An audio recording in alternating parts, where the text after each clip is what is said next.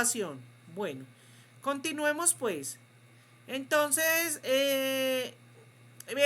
pero para responder su pregunta, ese video está acá, ¿cierto? Que es, también ahí está el link para que entren, ¿vale? Bueno, entonces, básicamente, como vimos, en conclusión, ¿cierto? Para que tengan ustedes ese Mire que el video dijo una cosa muy importante. Y por eso es que yo hago este curso. Y por eso fue que generé los de bioquímica. Porque si usted no entiende el metabolismo que está implicado en la enfermedad de su paciente, es muy difícil que usted lo pueda manejar. Muy difícil. Y que usted pueda tener creatividad o alternativas. Entonces nosotros normalmente sucede esto, ¿cierto? Sucede que tenemos la galactosa, la catabolizamos y la convertimos en los metabolitos que nos sirven, ¿cierto? En las personas con galactosemia, entonces, dependiendo la que esté, ¿cierto? Dependiendo, no, el tipo de galactosemia va a depender de la mutación que usted tenga, lógicamente, pero cualquiera de ellas lo que va a hacer es un acúmulo de galactosa. Aquí no lo ponen porque en realidad uno de los metabolitos más tóxicos es el galactitiol, ¿cierto? Pero también está el galactonato. Bueno, ahora sí vamos a entrar en acción. Por fin, después de una introducción de una hora, chicos, casi una hora, vamos a empezar a ver las galactosemias. Entonces vamos a mirar la primera. No tiene el orden de la... Aquí no tengo el orden de la vía, sino que es el orden como desde las implicaciones clínicas, ¿cierto? Casi todos los libros lo tratan ahí, así. Entonces es lo que se llama la galactosemia clásica. Esa galactosemia clásica es una deficiencia de la galactosa 1 uridil transferasa G1 PUT, ¿cierto? El gen que produce esta enzima es el GALT. Vamos a mirar, volvemos acá. Entonces, aquí estamos en este paso, pero esta es la que se llama la clásica. Entonces, básicamente, recordemos cuál es el metabolito. El metabolito es que el precursor, el sustrato es la galactosa 1-fosfato, viene la uridil, galactosa 1-fosfato uridil transferasa, que lo que va a hacer es que va a transferir un nucleótido, un dinucleótido de uracilo. Por eso se llama uridil transferasa. Le transfiere ese nucleótido. Entonces queda como UDP, uridindifosfato galactosa. Nótese acá que aquí se transporta un nucleótido y ese nucleótido que está trifosfatado libera dos pirofosfatos, dos fosfato inorgánico en forma de pirofosfato. Este es un pirofosfato.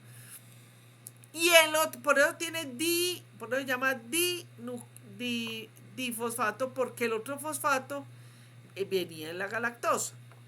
Bien. Entonces, ¿qué sucede? Que en esta enfermedad, aquí está implicado, entonces como está interrumpida la vía, se acumula la galactosa 1-fosfato. Y esa acumulación de galactosa 1-fosfato va a poner problemas sobre todo en el hígado, en el riñón, en el cerebro, en la lengua, en las corteza adrenal, en el corazón. Y también el galactitiol, ¿cierto? Que ya vimos que se va por un derivado. Recuerde que la normal es la del Aylor, pero las vías alternas son la del galactonato y el galactatiol. Entonces, este galactatiol, ¿cierto? Tiene un problema, hace un efecto osmótico en ciertos tejidos, como por ejemplo la córnea, ¿cierto? Pues en el ojo, en el cerebro, ¿cierto? Y por eso produce inflamación, por ejemplo a nivel cerebral produce edema. Además de eso, esa glucosa 1-fosfato es un inhibidor competitivo de una enzima que se llama fosfoglucomatasa. Me va a pasar, ay, aquí no traje la gráfica. Bueno, pero les explico en palabras. Resulta que dentro del proceso de la del glucógeno, de la síntesis y degradación del glucógeno, ¿cierto? Tenemos la enzima fosfoglucomatasa lo que hace es que convierte la glucosa 1-fosfato en glucosa 6 glucosa 6-fosfato. Entonces eso tiene que ver con la glucogenosis. Cuando eso sucede, como se va a inhibir esta fosfoglucomatasa, entonces se va a producir una hipoglicemia. Pero los chicos tienen hipoglicemia. ¿Por qué? Porque al inhibirlo, entonces la glucogenólisis, ¿cierto? Que es la manera como se toma la glucosa de esos depósitos de glucógeno. Pero además de esto, también la galactosa 1-fosfato es súper hepatotóxica, atraviesa la barrera hematoencefálica, entonces tiene pues tiene un problema directo a nivel cerebral, ¿cierto?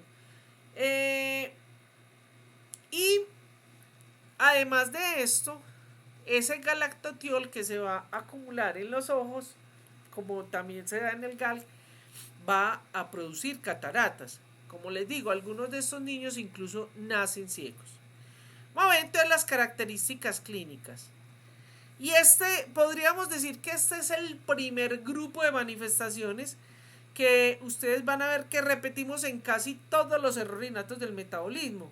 Y yo les llamo la atención a esto para que ustedes se den cuenta la complejidad del diagnóstico de estas enfermedades.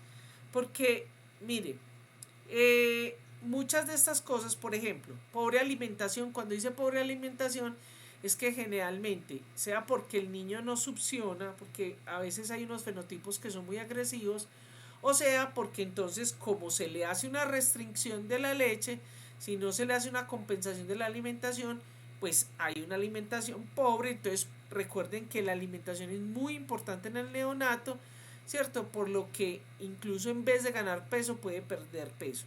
Pero además porque todos los efectos hacen que tenga vómito, diarrea, letargia, el niño de pasa dormido, hipotónico, pueden hacer o hacen rápidamente una hepatomegalia y presentan ictericia, que es la pigmentación amarilla de los tejidos. Todo esto, entonces, ¿qué sucede? ¿Cómo se va a afectar? Se va a afectar el hígado, se va a afectar el riñón, ¿cierto? Entonces, ¿qué vamos a tener? Que esa afección, la toxicidad de los metabolitos, la falta de mantener esa homeostasis calórica va a llevar entonces a que haya una hiperbilirrubinemia. ¿Por qué? Porque como tenemos que, recuerden ustedes que en el hígado es donde se va a catabolizar toda la degradación del grupo hemo, o sea, del anillo tetrapirrólico, de ese anillo tetrapirrólico que es una porfirina, una protoporfirina 9.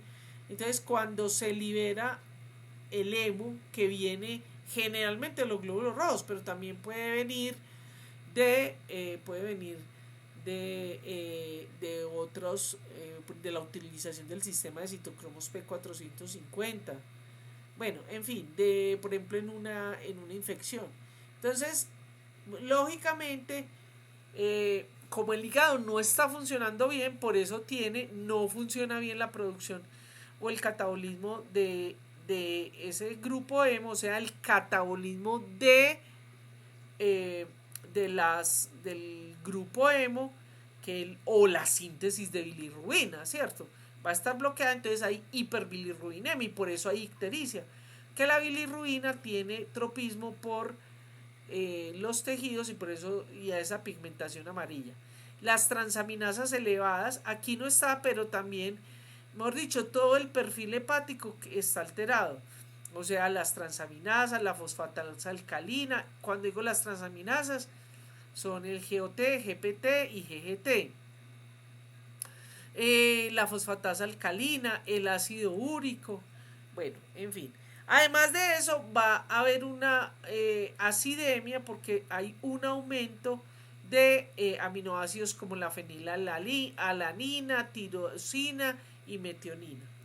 Ese daño del hígado, esa toxicidad del hígado rápidamente vuelve ese hígado en un hígado graso, en un hígado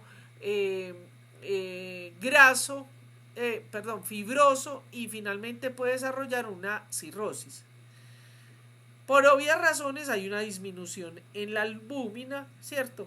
Cuando tenemos problemas hepáticos hay una disminución en los factores de coagulación, entonces también puede haber hemorragias, las cataratas, la enfermedad renal con una acidosis metabólica, galactosuria, o sea, aumento de galactosa en orina, glicosuria, porque también se puede aumentar la glucosa en sangre o las otras azúcares, y albuminuria, o sea, aumento de albúmina en orina.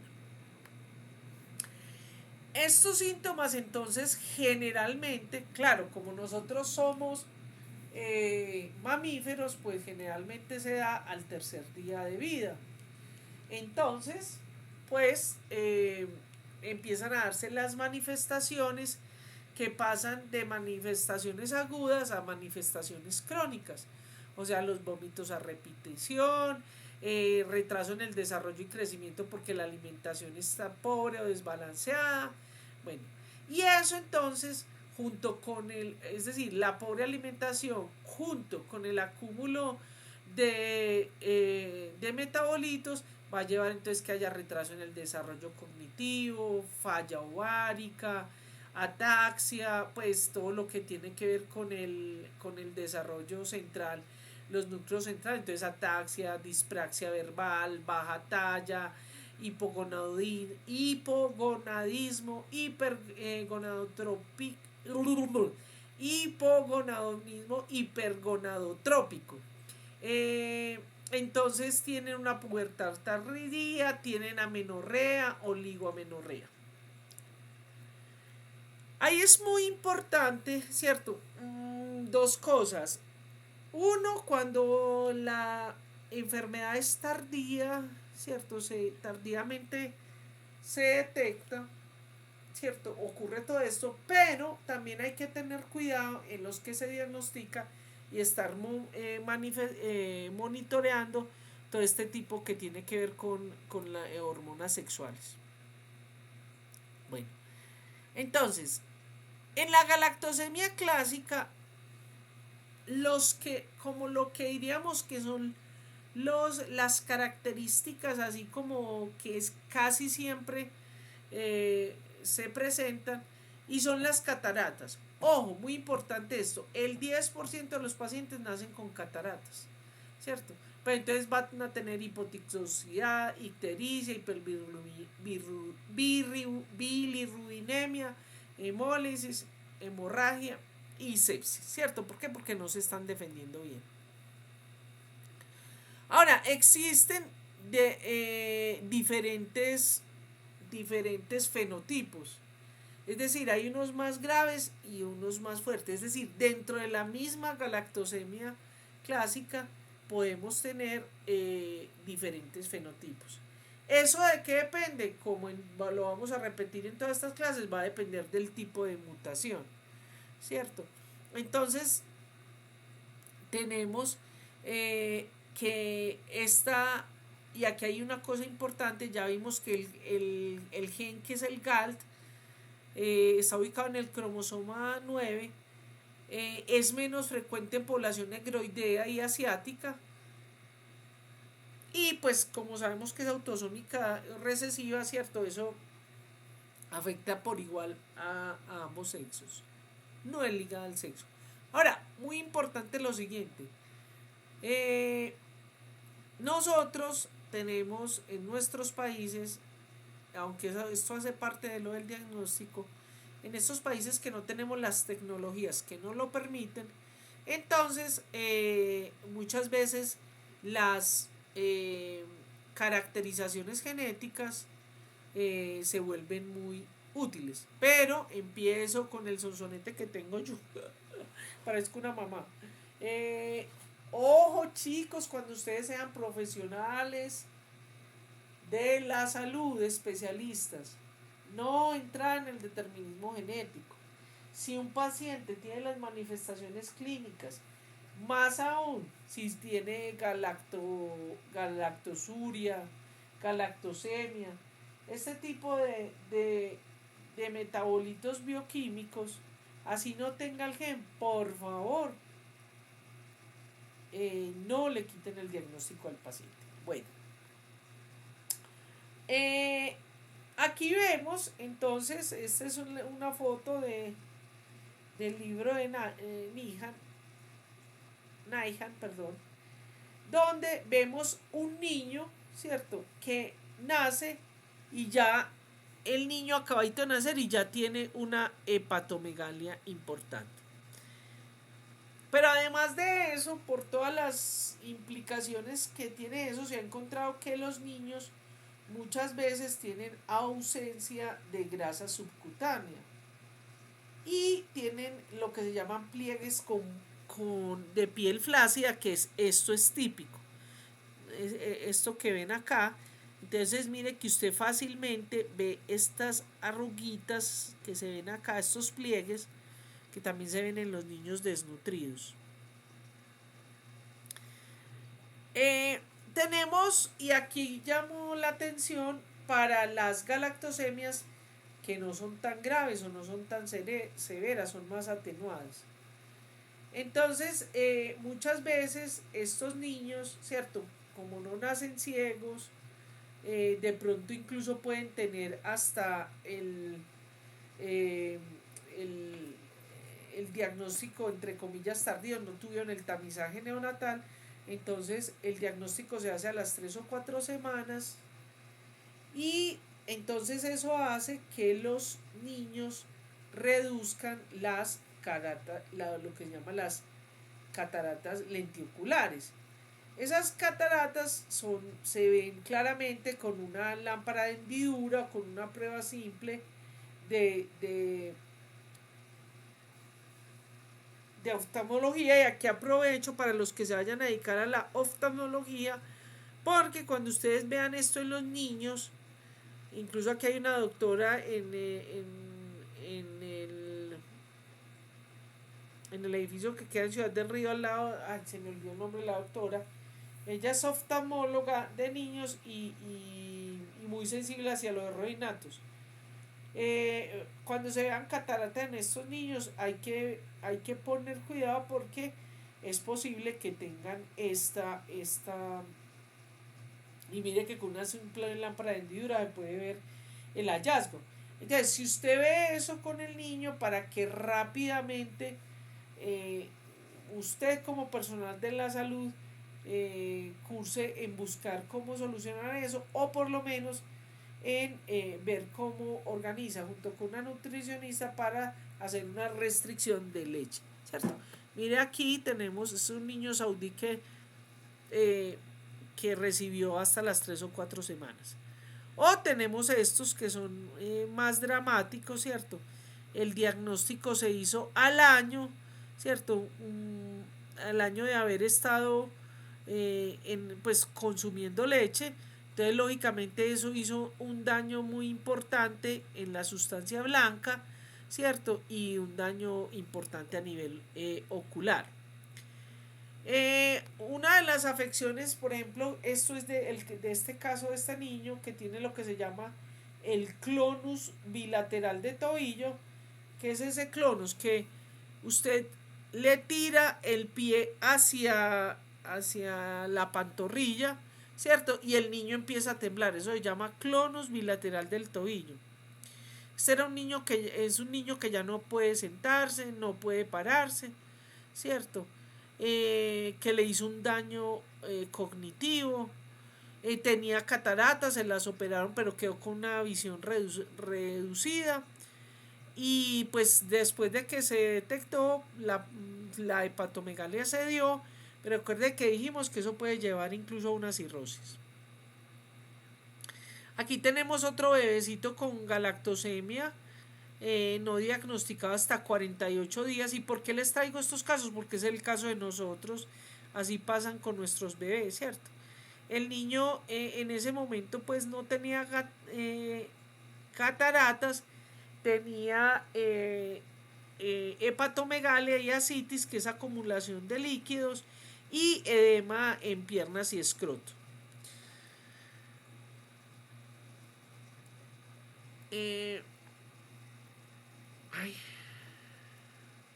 Muy bien. Vamos entonces, vamos a pasar a otra enzima. Son las 19:20. Entonces, si quiere, hacemos una pausa de 10 minuticos y volvemos para seguir con las otras dos. ¿Les parece? Sí, profe.